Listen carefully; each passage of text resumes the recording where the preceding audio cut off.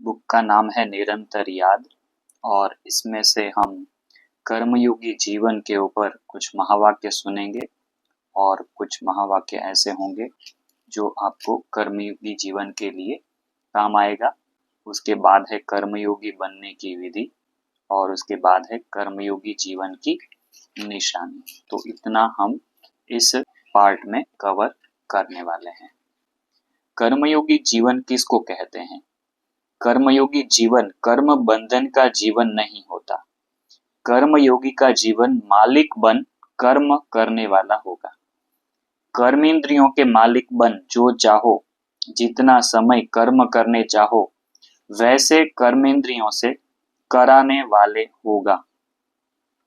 कर्मयोगी अर्थात कर्म के समय भी योग का बैलेंस हो।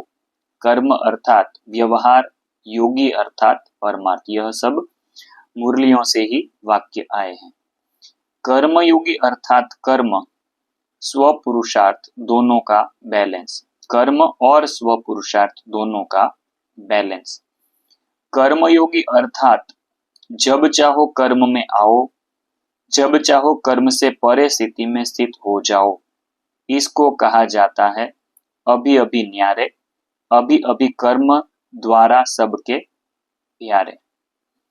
कर्म के बंधनों से न्यारा बन कर्म करना अर्थात कर्म से न्यारे। योग युक्त जीवन मुक्त अवस्था, यह बहुत इंपॉर्टेंट वाक्य है कि योग युक्त जीवन मुक्त अवस्था है ये। कर्म के वशीभूत नहीं लेकिन कर्मेंद्रियों द्वारा हर कर्म करते हुए अधिकारीपन के नशे में रहने वाले। कर्म के वशीभूत नहीं होते, कर्मेंद्रियों द्वारा हर कर्म करते हुए अधिकारीपन के नशे में रहने वाले। कर्म करते भी यह अधिकार हो कि मैं इस कर्मेंद्रियों का मालिक हूं। जब तक यह देह है, कर्मेंद्रियों के साथ इस कर्म क्षेत्र पर पाठ बजा रहे हो, तब तक कर्म के बिना सेकंड भी रह नहीं सकते। बहुत इंपॉर्टेंट महावाक्य है कि एक सेकंड भी कर्म के बिना हम नहीं रह सकते। कर्म के वश होने वाला नहीं लेकिन मालिक बन कर्मेंद्रियों के संबंध में आए, विनाशी कामनाओं से न्यारा हो कर्मेंद्रियों से कर्म कराओ। आत्मा मालिक को कर्म अपने अधीन न होकर हर कर्म उमंग उत्साह से करेंगे। कर्म योगी का हर संकल्प बोल कर्म करावनहार करा रहा है, ऐसा स्मृति में रहता है। कर्म योगी का हर संकल्प बोल और कर्म करावनहार करा रहा है, ऐसा स्मृति में रहता है। निमित्त भाव से हर कर्म करेंगे, कर्म में कोई भूल नहीं होगी, सब प्रकार के टेंशन से मुक्त होगा। तो कर्म में यह चेक करने लायक बात है कि टेंशन में कितना रहते हैं। हर कर्म के परिणाम से, औरों के व्यवहार से, हर परिस्थितियों से संतुष्ट रहेंगे, निस्वार्थ सेवादारी होंगे। निंदा स्तुति सुख दुख हानि लाभ मान अपमान सब में समान होगा। सदा सॉल कॉन्शियस में रहेंगे, किसी को दुश्मन नहीं समझेंगे, सभी आकर्षणों से परे रहेंगे। आगे का भाग है कर्मयोगी बनने की विधि। निमित्त भाव से हर कर्म करने का है, कोई भी लगाव न हो। ईश्वरीय नशे की मस्ती में हर कर्म करेंगे, बाप द्वारा सर्व प्राप्ति कराने वाले हैं। ऐसे श्रेष्ठ नशे में रहने वाले का जीवन कर्मयोगी स्वतः बन जाता है। बाप द्वारा सर्व प्राप्ति करने वाले हैं, ऐसे श्रेष्ठ नशे में रहने वाले का जीवन कर्मयोगी स्वतः बन जाता है। जरा भी पुराने संस्कार स्वभाव अपने तरफ आकर्षित करते, माना देह का बान है। पुराने स्वभाव संस्कार आकर्षित करते हैं, इसका मतलब देह का भान है। मेरा स्वभाव ऐसा है, मेरी सहन रहन ऐसी है, आदत ऐसी है, यह सब देह अभिमान की निशानी है। तो देह अभिमान कैसे नापा जाए, हमने है या नहीं कैसे पता चले, तो यह सब बातें यहाँ पर है। इस डाली से उड़ते पंछी बनो, तब कर्मयोगी जीवन होगा। सेकंड में ब्रेक लगाने की प्रैक्टिस से कर्मयोगी जीवन बन जाएगा। कर्मयोगी बनने के लिए डबल स्वरूप से करावनहार की स्मृति चाहिए, बहुत इंपॉर्टेंट है ये। एक तो बाप करावनहार है और दूसरा मैं आत्मा इन कर्मेंद्रियों द्वारा कर्म कराने वाली हूँ। इससे कर्म करते भी कर्म के अच्छे व बुरे प्रभाव में नहीं आएंगे, बहुत इंपॉर्टेंट बात है, इसलिए वापस रिपीट कर रहे हैं। कर्मयोगी बनने के लिए डबल रूप से करावनहार की स्मृति चाहिए। एक तो बाप करावनहार है और दूसरा मैं आत्मा इन कर्मेंद्रियों द्वारा कर्म कराने वाली। इससे कर्म करते भी कर्म के अच्छे व बुरे प्रभाव में नहीं आएंगे। ब्रह्मा बाप समान न्यारे अशरीरी बनने के अभ्यास पर विशेष अटेंशन। जैसे एक सेकंड में स्विच ऑन ऑफ किया जाता है, ऐसे ही एक सेकंड में शरीर से परे अशरीरी बनने की प्रैक्टिस करनी है। वर्तमान समय के अनुसार अपनी हर कर्मेंद्रियों के ऊपर कंट्रोल रखना, अर्थात स्वयं की स्वयं प्रति कंट्रोलिंग पावर यह ज्यादा चाहिए। जैसे हाथ को ऑर्डर करते हो ऊपर उठाओ, उठा लेते, ऐसे मन यह सूक्ष्म शक्ति कंट्रोल में आती है, आउट करो, स्टॉप हो जाए। सेवा की सोचो, सेवा में लग जाए। परम धाम की सोचो, परम धाम चली जाए। यह कर्मयोगी बनने की विधि है। यह एक्सपेरिमेंट हमको करते रहना है। संपूर्ण कर्मयोगी बनने के लिए एक ही अविनाशी सहारा याद रहे। कोई व्यक्ति, वैभव व वस्तु को सहारा नहीं बनाओ। संपूर्ण कर्मयोगी बनने के लिए एक ही अविनाशी सहारा याद रहे। कोई व्यक्ति, वैभव व वस्तु को सहारा नहीं बनाओ। आत्मा मालिक अलग और कर्मेंद्रिया कर्मचारी अलग, यह अभ्यास जब चाहे तब होना चाहिए। अभी अभी एक सेकेंड में न्यारे और बाप के प्यारे बन जाओ। पावरफुल अभ्यास करो, मैं हूं ही न्यारी। यह कर्मेंद्रियां हमारी साथी है, कर्म की साथी है, लेकिन मैं न्यारा और प्यारा हूं। यह अभ्यास सारे दिन में कर्म के समय स्मृति में इमर्ज रूप में होना है। ठीक है, बहुत इंपॉर्टेंट बात, क्योंकि हम कर्म में बहुत आते हैं, तो कर्म के समय क्या स्मृति रखनी है वह भी बाबा ने बता दिया। मैं हूं ही न्यारी, यह कर्मेंद्रियां हमारी साथी है, कर्म की साथी है। अभी है कर्मयोगी जीवन की निशानी। कर्मयोगी आत्मा लौकिक के साथ अलौकिक संबंध से भी न्यारी। कर्मयोगी आत्मा कर्म भोग को कर्मयोग की स्थिति में परिवर्तन कर देगी। पिछले हिसाब किताब के एक स्वरूप तन का रोग हो, मन के संस्कार हो, अन्य आत्माओं के संस्कारों से टक्कर भी खाते, लेकिन कर्म भोग के वश न होकर मालिक बन, कर्मयोगी बन, योग युक्त रहेंगे। लौकिक और अलौकिक कर्म और संबंध दोनों में स्वार्थ भाव से मुक्त। कोई भी सेवा की, संगठन की, प्रकृति की परिस्थिति, स्वस्थिति को डगमग न करे। पुरानी दुनिया में, पुराने अंतिम शरीर में किसी भी प्रकार की व्याधि अपनी श्रेष्ठ स्थिति को हलचल में नहीं लाए। कर्मयोगी आत्मा का हर कर्म योग युक्त, युक्ति युक्त होगा। अगर कोई भी कर्म युक्ति युक्त नहीं होता तो समझो योग युक्त नहीं है। अगर साधारण कर्म व्यर्थ कर्म हो जाता है तो निरंतर योगी नहीं कहेंगे।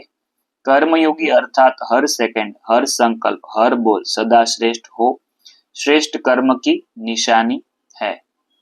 स्वयं भी संतुष्ट और दूसरे भी संतुष्ट, ऐसी आत्मा ही निरंतर योगी बनती है।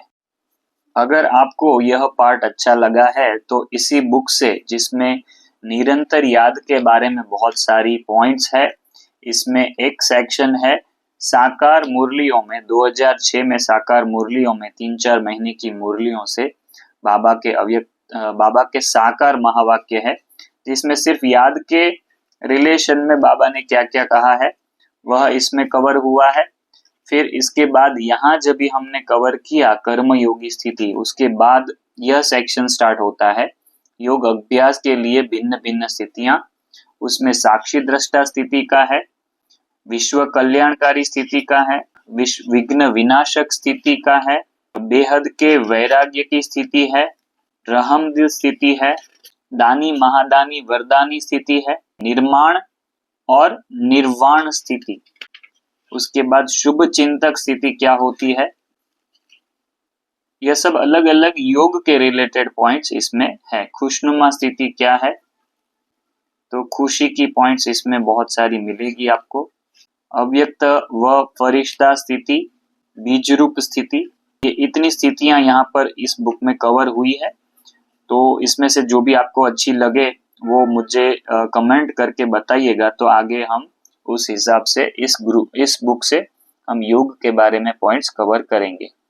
निरंतर योग युक्त रहने के लिए मुरली से निकाले हुए बाबा के महावाक्य निरंतर याद कैसे रहे, इसके बारे में अव्यक्त मूल्यों से कुछ महावाक्य भी हैं। इसका एक अलग से एक वीडियो हम बनाएंगे।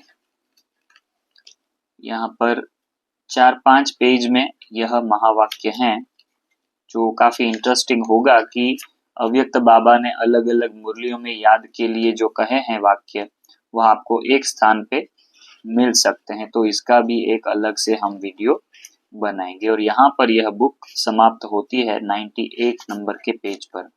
इस बुक में क्या क्या है वो भी आप जरा देख लीजिए, क्योंकि इसका 1-2 पार्ट हमने इस चैनल पे रखा हुआ है।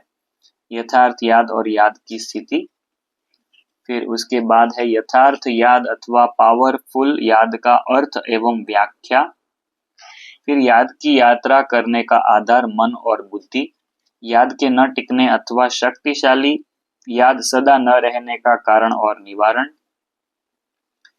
याद की यात्रा पर अटेंशन रखने अथवा योग की अग्नि को अविनाशी रखने के लिए आवश्यक पुरुषार्थ, याद की यात्रा से शक्तियां प्राप्त करने का आधार मन और बुद्धि में श्रीमत के सिवाय और कुछ भी मिक्स न हो, यथार्थ याद की यात्रा में रहने वालों एवं न रहने वालों की निशानियां, याद का प्रत्यक्ष प्रमाण अथवा प्राप्ति, याद की यात्रा में यथार्थ रीति से चलने वालों का टाइटल, याद की विशेषताएं, याद की यात्रा की संपूर्ण स्टेज अथवा योग की प्रैक्टिकल स्थिति, याद की विशेषताएं, याद स्व उन्नति करने अथवा स्व को शक्तिशाली बनाने का साधन, याद है मनसा शक्ति अर्थ अथवा संकल्प शक्ति को जमा करने एवं सहयोग प्राप्त करने का साधन, याद की यात्रा आत्मा में विल पावर भरने का साधन, स्वयं को सदा सेफ रखने का साधन।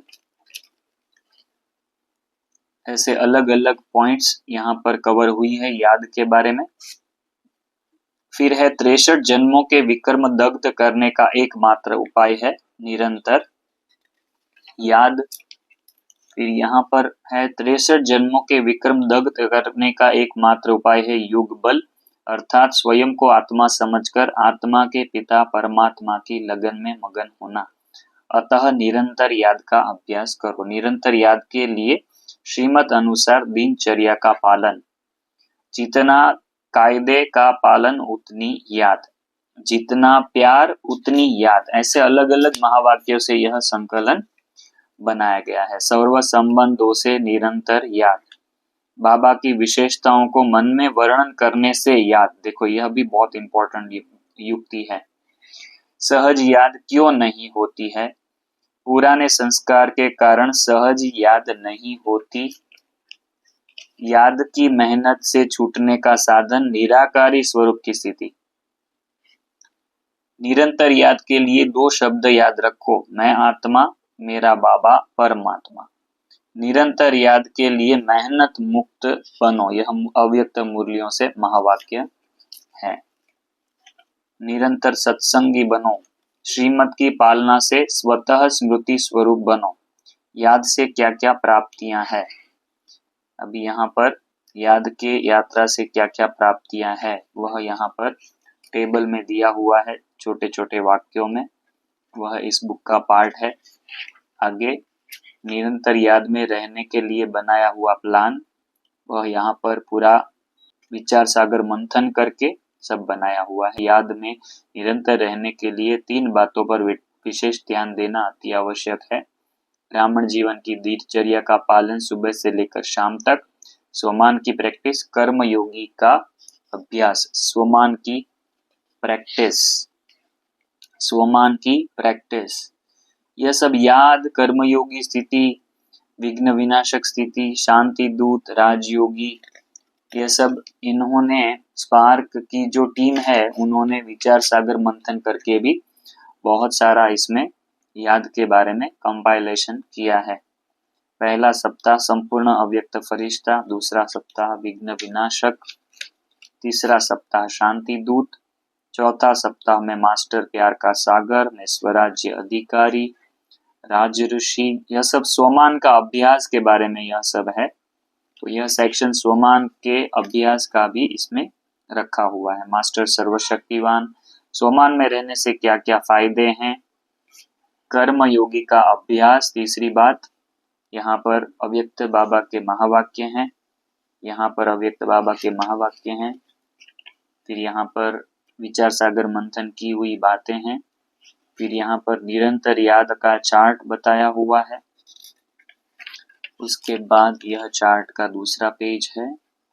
फिर मैंने जैसे कहा कि साकार मुरलियों से जो साकार महावाक्य हैं वो अक्टूबर, नवंबर, दिसंबर या ऐसे 3 महीने के मुरलियों से यह सब महावाक्य, साकार मुरली महावाक्य निकाले हुए हैं जो याद के बारे में, योग के बारे में है। कार्यशाला, वर्कशॉप की हुई है, पुरुषार्थ में उमंग और उत्साह, तो इसका भी विचार सागर मंथन करके बहुत सारी पॉइंट्स इसमें है।